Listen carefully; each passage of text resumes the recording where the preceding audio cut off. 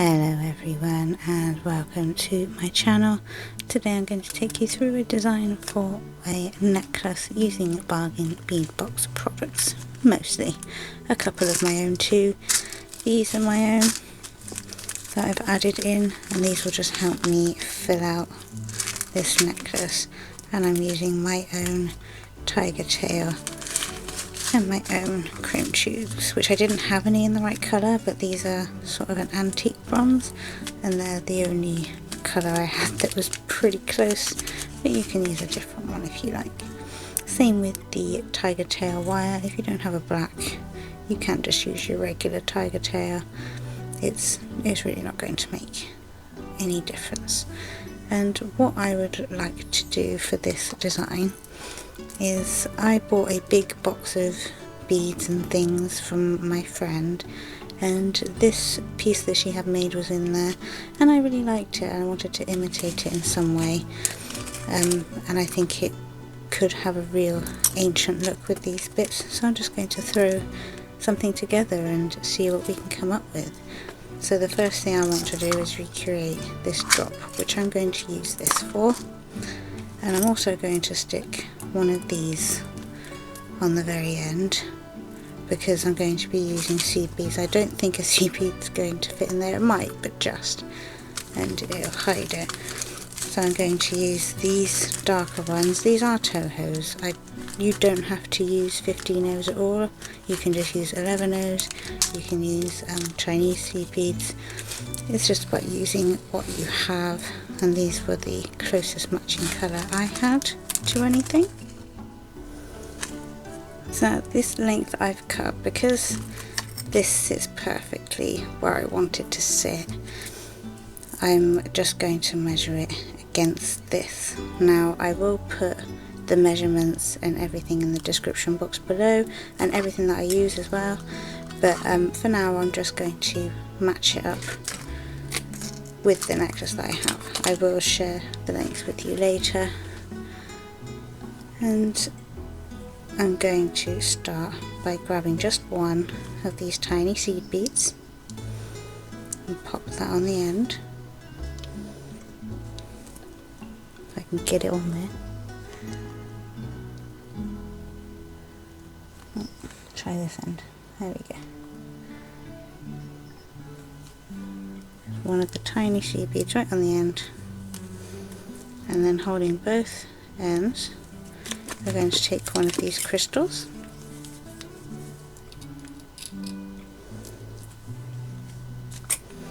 and we're going to put that on with pear shape up, so that the smallest point inwards, upwards, the fattest point facing downwards, just like that. Bring it all the way down. See?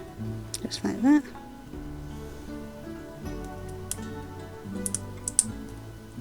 And then grab your focal bead and do the same thing. And that's the main drop done. Now for this bit here, I'm going to use again seed beads, but I'm going to use these. I'm going to see what happens if I use this here. See what I can do with that idea. So here you can be really quite creative, or you can copy what I do. This is really up to you. I'm going to put these 15-0s to the side for now. And I'm going to take out these. These are just regular old cheap seed beads, about 11-0 if you're going to use a named seed bead. I'm just going to pop 3 on each end, I think. 3. I'm going to pick ones that are roughly the same size. 3. Bring those down, and then I'm going to add some bicones, I think.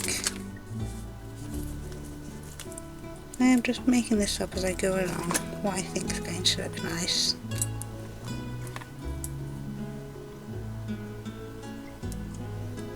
On that side, on that side, and then 2 more seed beads on each side.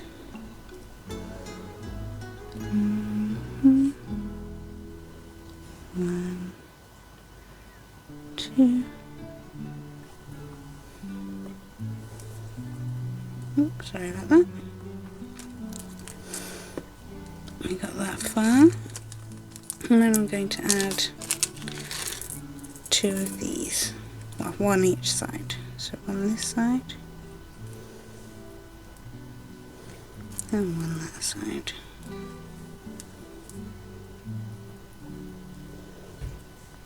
And that's going lovely. So far so good. And now I'm going to put 3 seed beads on each side again.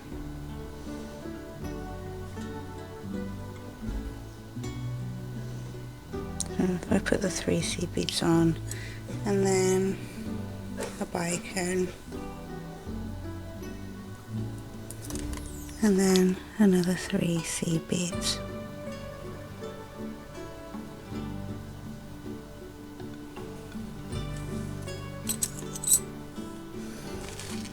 Same on this side.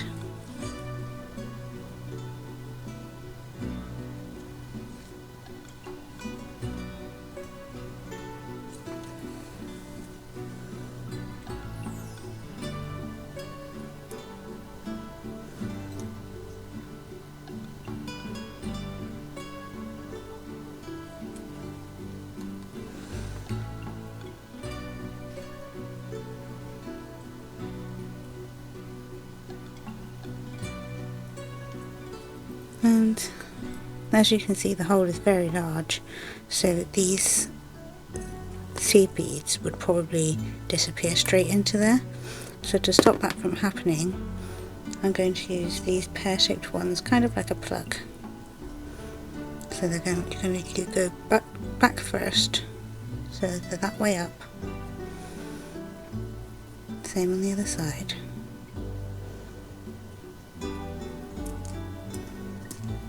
And then I'm going to grab this piece and just pull through both sides. Just like that. I want this to go behind. As much as I really liked how this was looking, it really looked very nice, and it looked like it could have done really nicely as a necklace like that, but it just made the back stick out too much, and I felt that would be very pokey, so I did decide to change it up. So that's not going to work.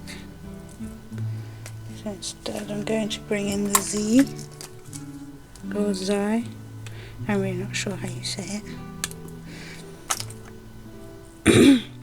Excuse me, and I'm going to try that instead. So I'm going to use the seed beads. I'm going to come along, I'm going to take these off,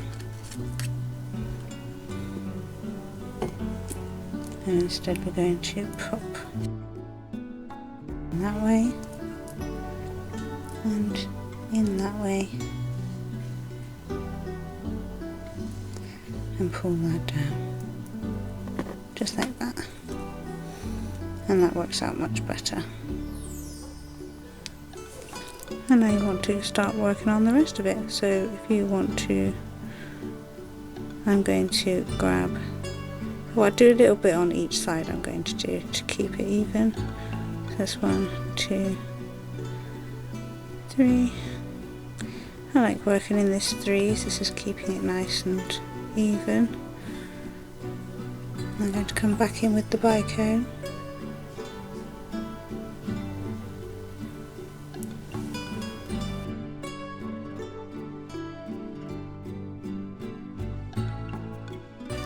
Next I'm going to come in with this, with our orange Carnelian beads. I'm going to add one of those and another 3 seed beads.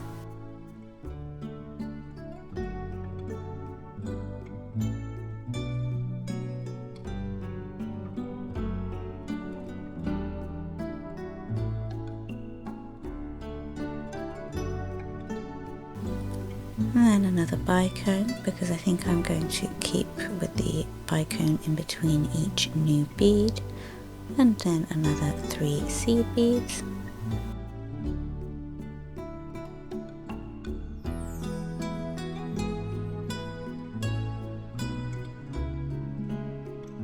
Now I'm going to start tying everything in with another of our spiral beads, and then another 3 seed beads.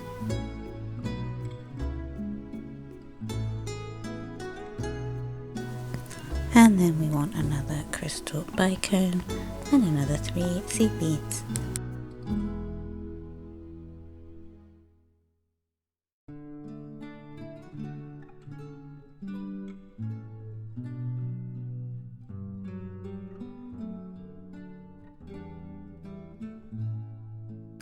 Now I'm going to add a Dzi or Z bead.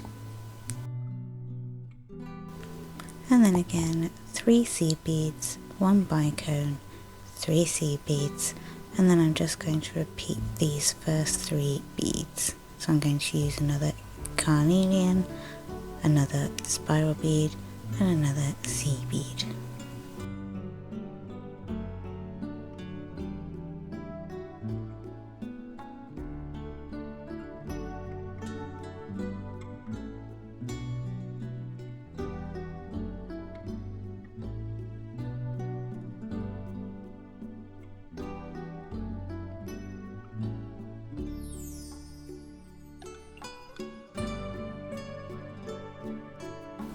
And now I have finished 1/2 of the necklace, almost, minus the binding. And now what I'm going to do is mirror this entire design on the other side.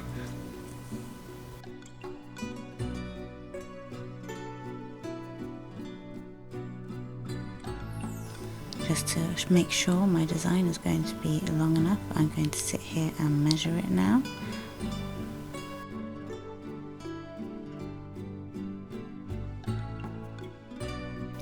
At 7 inches, this is almost perfect to sit just at my collarbone.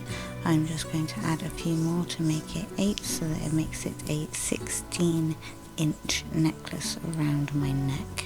So I'm going to add a few more seed beads, so there's a total of 9 at the end of each bicone at the end of the necklace.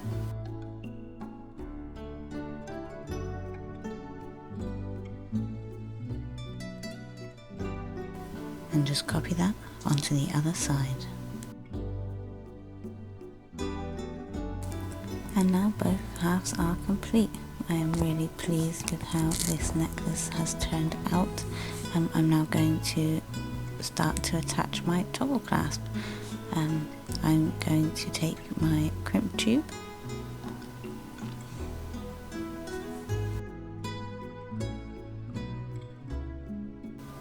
I'm going to pop a crimp tube on the end there, and then I'm going to grab one part of the toggle clasp and pop that on, and then I'm going to put this end through the crimp bead and a couple of the seed beads.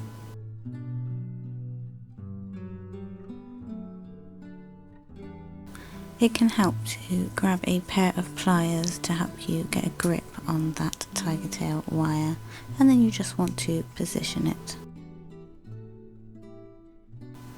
Now, how I use my crimping pliers is, to me it has 3 stages, because that's the only way I seem to be able to do it. So what I do is I use the first bit first, so a bit everybody uses to make a divot in the crimp bead, and then what I do is I move to the middle part of the pliers to really accentuate that dip, that little ridge in the bead, and then I come to the end and squash it all down together, and that is the only way that crimping beads works for me. I don't know if I'm the only one, but I find it really difficult if I don't accentuate the little divot that we make first, so I hope that helps somebody out in the future. And then just very carefully going to come in and trim the wire right at the bead.